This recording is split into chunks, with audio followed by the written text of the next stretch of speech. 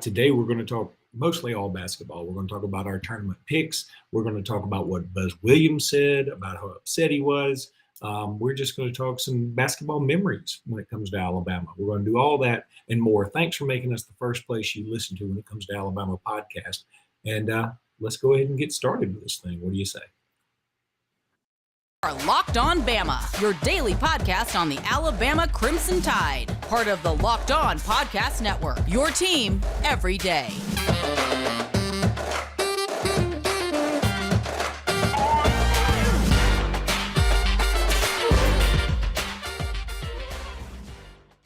Hey, everybody. Welcome back into Locked On Bama. Luke Robinson. That's me. Jimmy Stein. That's him. Jimmy, how are you today?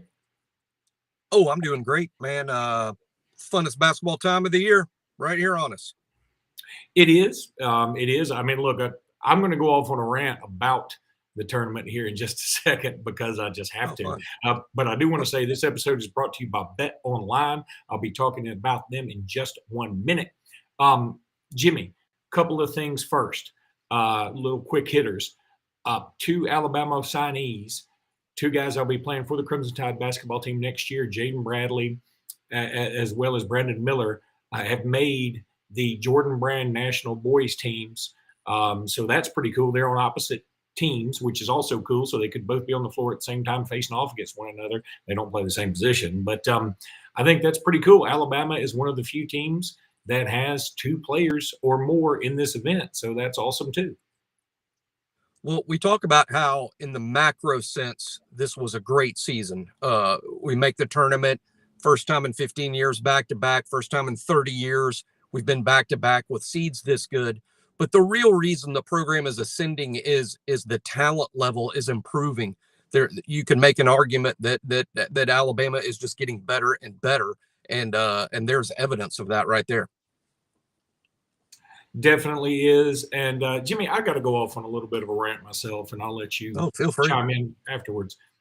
Buzz Williams had a very impassioned, prepared speech after his NIT win last night, where he goes off on the NCAA and he's very upset because his team didn't get in. And look, I think that's fine. You're upset your team didn't get in. Okay. I mean, I've been there. We've all been there that you feel like you should have gotten in and you don't.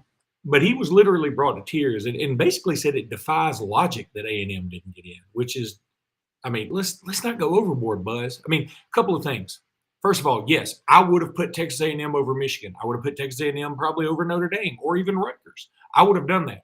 Now, in a perfect world, I would definitely have Texas A&M over, say, Texas A&M and Corpus Christi. Texas A&M and Corpus Christi has no business in this tournament. Neither does Texas Southern. Let me run down a few other teams I don't think. San Francisco. I don't want Richmond. They were the 6th seed in their tournament. They just happen to get hot, and so they get included, and a worthy team gets excluded. I don't like that at all. I've said that a gazillion times. If you're going to do 68 teams, let's do the 68 best teams. Let's not do a team that gets hot right at the end. But, you know, here's the other thing, Buzz. Because the tournament is what it is, which is pretty arbitrary in terms of who gets in as an at-large, don't schedule Abilene Christian, Houston Baptist, and Dallas Christian. That sounds like you played a bunch of hospital all-stars. Don't do that. Don't play them. You can't. That's what all you played. You played Wisconsin and got your brains beat in. You played Notre Dame and you did beat Notre Dame, but we've already discussed. I don't think Notre Dame should have gotten in. And here's the other thing. Notre Dame also beat Kentucky, which Texas A&M didn't. And Notre Dame also went 15-5 in the ACC, which is Power 5 conference. Texas A&M went 9-9. I appreciate Texas A&M's run in the tournament. I thought that was very cool. And if they had won the tournament, they would have gotten in. But they didn't win the tournament. And I'm sorry, Buzz, you also said in your impassioned speech, hey, from Valentine's Day to right now, we were pretty good. That's right. The problem is the season starts in late October, Buzz. So you can't be complaining about, hey, you know, for the last week, we've been hell on wheels. That's great. Awesome. For the last week, I've been doing sit-ups. I still have a stomach. You know, things you gotta be more committed than that. You gotta have a better showing than that. So I'm tired of people saying Texas A&M got hosed. They didn't get hosed. No, I would have put them in over Michigan. I'll say that a million times over.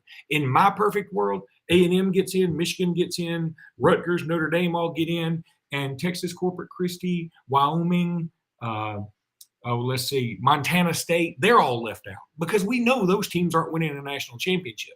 We know they're not the best teams in the country. I want the 68 best teams if we're going to do it. I don't want any auto bids for teams that are just small because we have bleeding hearts. Let's do this tournament right. It can be better, and it'll still be dramatic.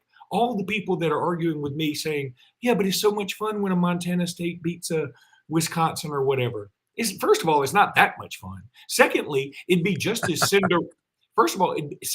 be just as Cinderella-y if Texas A&M were the one to beat, I don't know, Arkansas or whatever. I mean, that's a bad example because they're in the same conference. Or Texas A&M were the one to beat Gonzaga.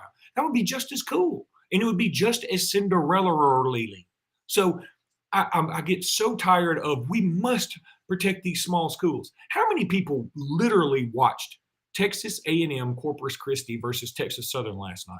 I bet you the ratings were very low, not only because they were just on True TV, which I guess interrupted its Impractical Jokers marathon long enough to show a basketball game, but also because it's just a basketball game nobody cares about.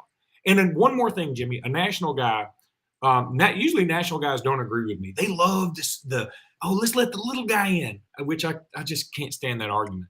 But this one guy said today, he said, why does the NCAA tournament, which is the most dramatic tournament, I don't know that it's the best championship format, but I think it's the most dramatic of all of them.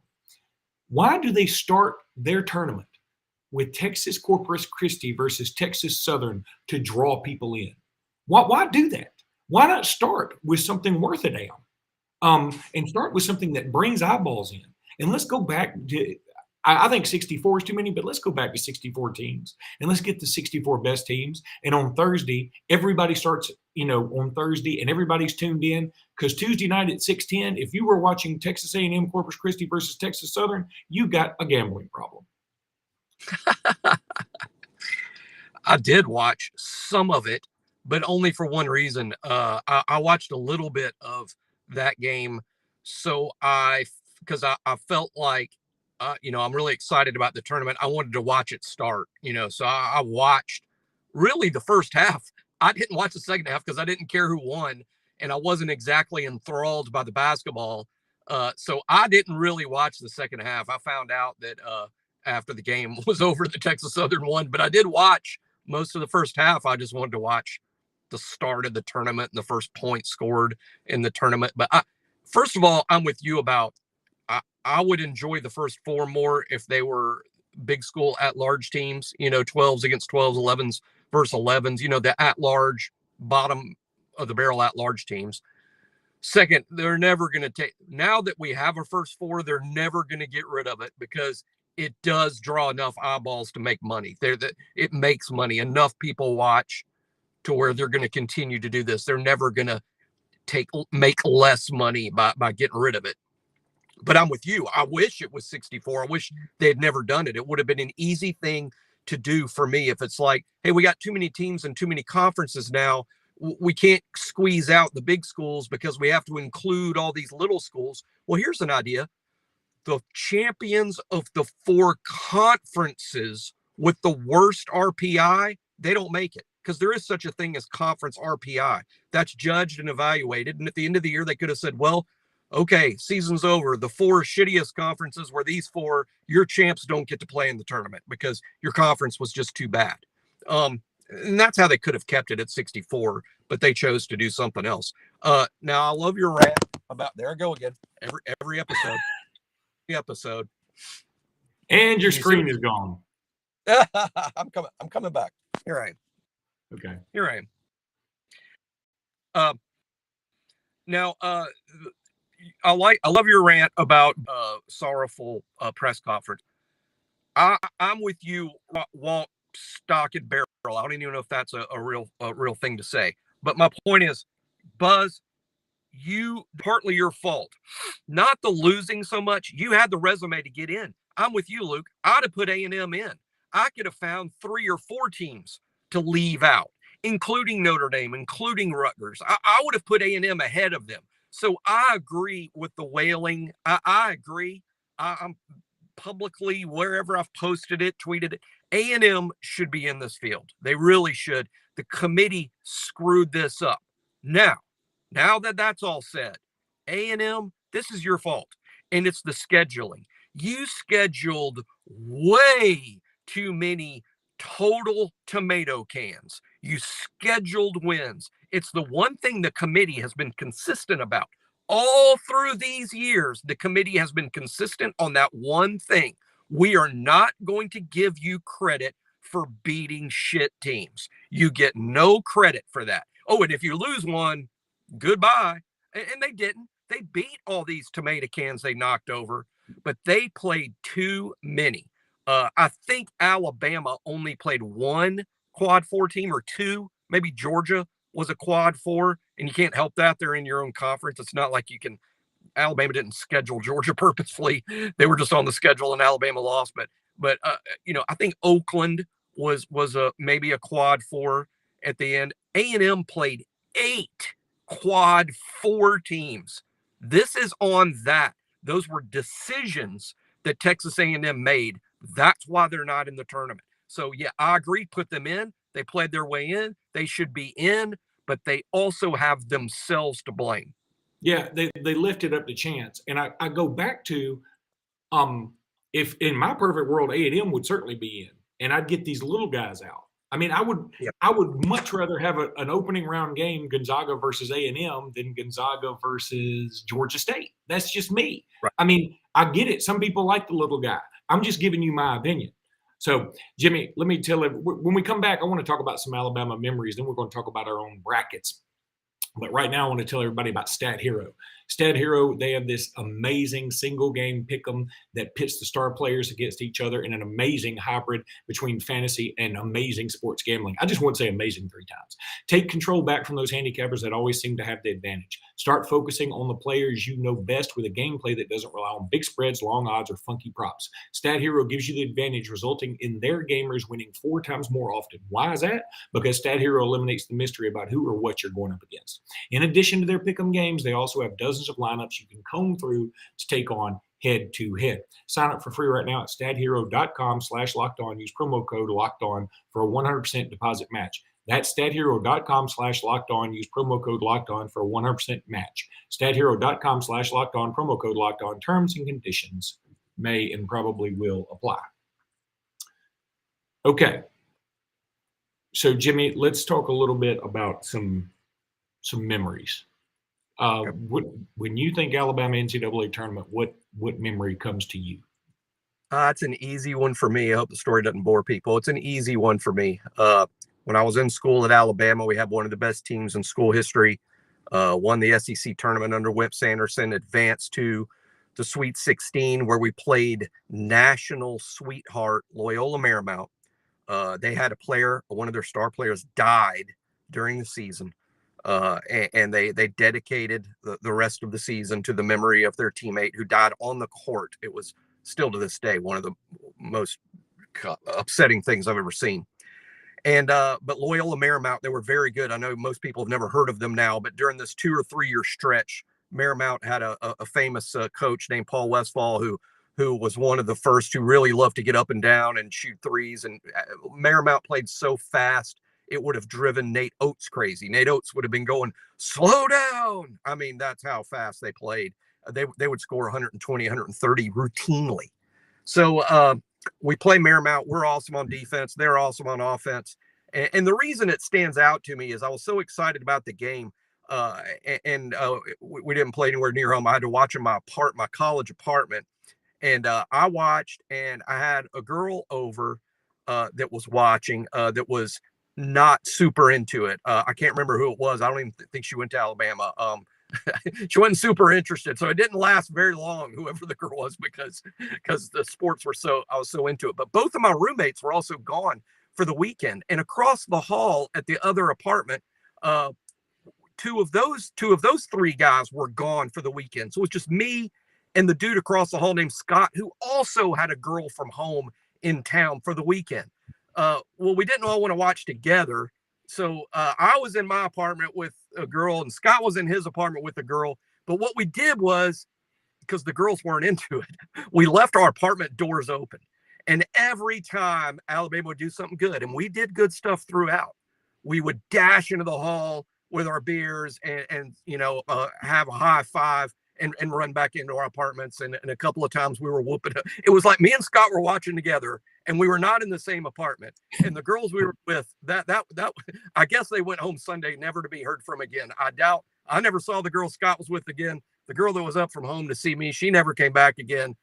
Probably because during that basketball game, even though we swore we wouldn't, I spent more time with Scott in the hallway. So I'll always remember that as a great. We did lose the game by one shot. Robert Horry had a chance at the buzzer. Ball didn't fall. Missed an easy one. Yeah. It was a ball that most of the time would go in. It just didn't, and Alabama loses. But I just remember it because the team was so good, and I love that team, and it was a cool memory of a game from a long time ago. But when I think of Alabama in the NCAA tournament, that's what comes to mind for me, and not necessarily some bigger games or some bigger wins. Yeah, first of all, a couple of things. I was trying to figure out which joke I should go with, so I'll let you choose. Was the girl not into the game or not into you? Also, yeah. Jimmy, when you rent your date, it's always a risk that she may not be into the same sport you're into. That's true. Boy, I did not get my money either there. It was yes, good thing it didn't go into overtime. You'd have to pay extra. We also fraternity party, and she basically passed out while we were there drinking, not like in a medical sense or not like it was an emergency, but she needed to go to sleep, and me and a buddy had to get her in the car, and I drove her home and put her to bed, and I'm like, I've got to pick better here, and I eventually did. Okay, my memory, I would love to tell you my memory is when we upset number 1 Stanford. I would love to tell you that. But that game got so ugly towards the end and sloppy and became a free throw contest. Now, I was happy we won it. The game that's more memorable from that particular year was when we beat Syracuse. Yeah, that game was, we sort of buried Syracuse, and they were the defending champs. So I dug that. Boy, I'm trying to think. I'll tell you, first of all, going back to the Loyola Marymount, I remember that so well because Brent Musburger was on the call. And right before the game, he said, "Take a look at the shot clock, folks. You may not notice it again all night." And the final was something like 60-something to 60-something, because we played such good defense. Battle of tempo. We won the battle of tempo. It was probably, I hate that we lost because now that you mentioned that, Wimp Sanderson was one of the great defensive coaches of all time, and that was probably his masterpiece.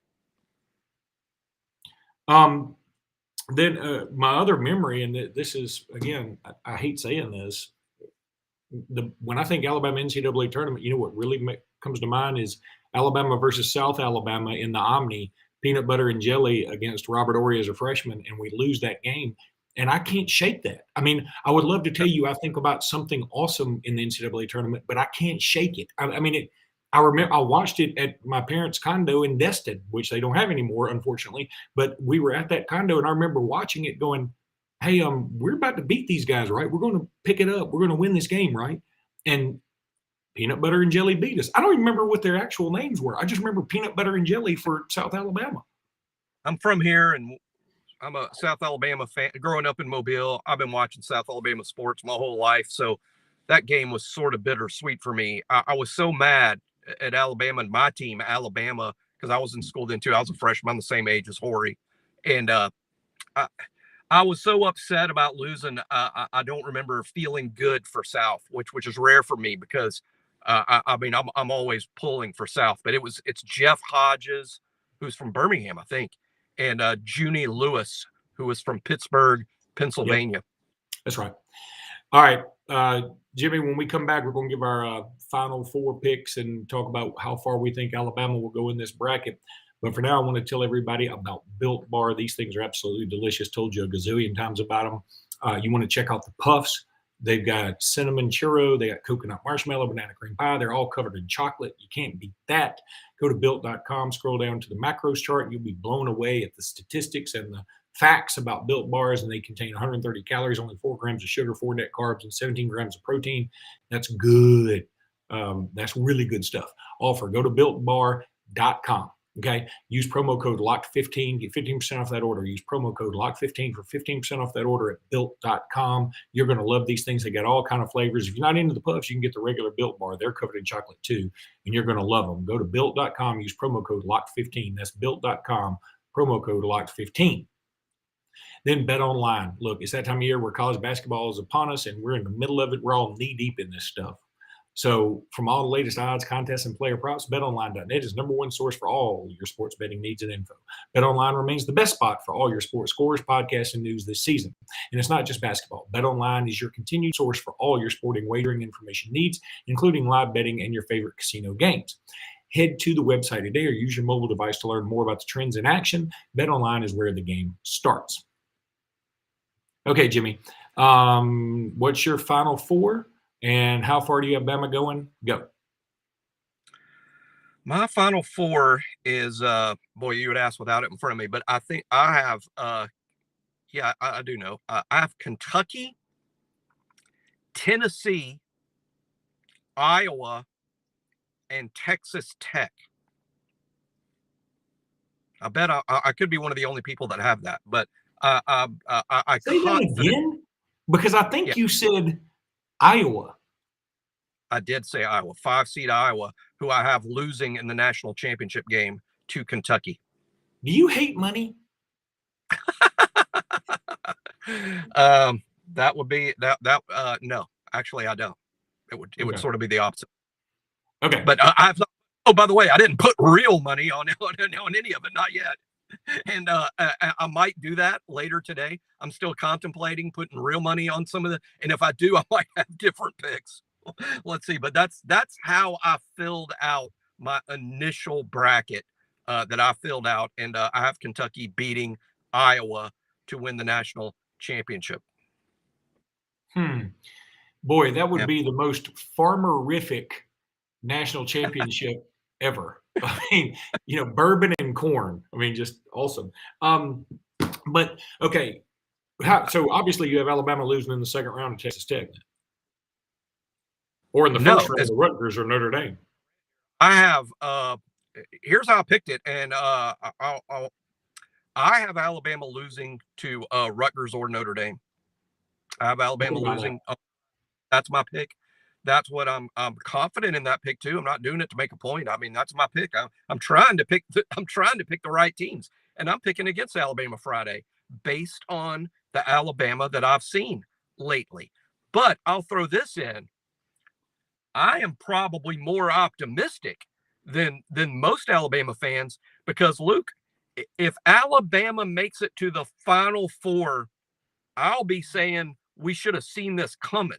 I mean, I won't be going, you've got to be kidding. This is the greatest upsets of all time. We're the best Cinderella ever. We're the greatest underdog. No. Alabama's got the players, and they're due for some fortuitous bounces. They are. If Alabama gets to the Final Four, I'll be like the only person going, I can't believe I left them out of my bracket. That's where I should have put them. You'll be the never was worried about it guy. Okay. But yeah. I have Alabama losing to Texas Tech. I'm with you. There are some Alabama fans that actually have Alabama losing tonight, and they don't play tonight. That's how pessimistic some Alabama fans are. But I have Alabama losing to Texas Tech. I'm with you. I mean, I struggle because part of me says either Alabama's going to lose to Rutgers, Notre Dame, or they're going to the Final Four. But because I'm predicting those two things, and Alabama always zigs when everything else zags, I'm going to say they lose to Texas Tech in the second round. Which is what that's what the seeding says should happen. Yeah, that is.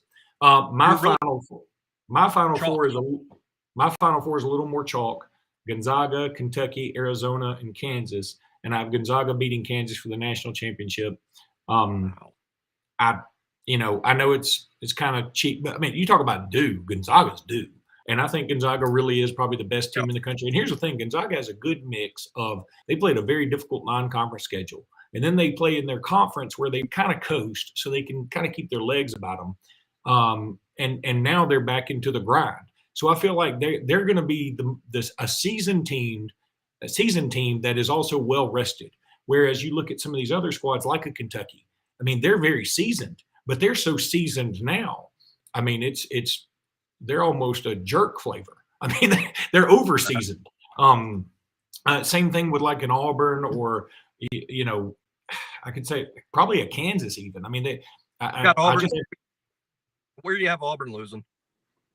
I have Auburn losing to Wisconsin, which is really only because I don't like Auburn. I really think Auburn would beat Wisconsin, but there is a part of me that says, Wisconsin usually plays well in this tournament and they do some funky stuff. And I can't get out of my head that they were able to beat that undefeated Kentucky team in the Final Four. So I think Wisconsin goes to the Elite Eight and loses to Kansas.